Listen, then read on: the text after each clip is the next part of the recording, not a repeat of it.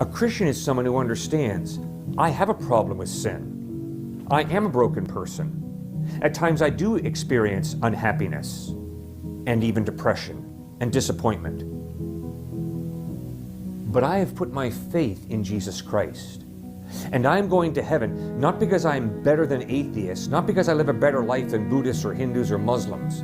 No, I'm going to heaven because of the grace of God, because God in His love sent His only Son Jesus to bleed and die on a cross for my sin, and I've put my faith in Him. Well, why, Cliff? Why do some atheists live better lives than some Christians?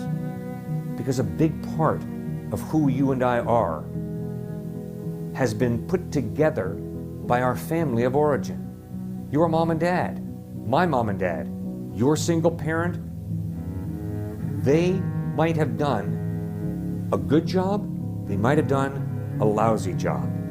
And if they did a lousy job, if they ignored you, if they didn't love you, if they didn't discipline you and train you, you grew up with a lot of convoluted ideas and bad habits.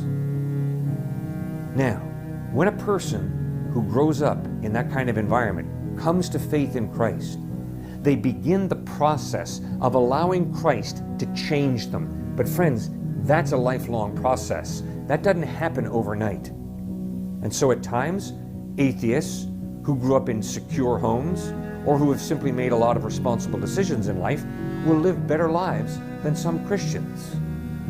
You see, a Christian is not someone who's better than everybody else. A Christian is not someone who's depending upon their performance to put God in a corner so that God owes me heaven. No, the opposite. God doesn't owe me heaven. I've rebelled against Him. I'm in desperate need of God's forgiveness.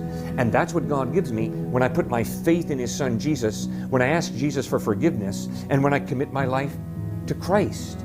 That's the gift that He gives me.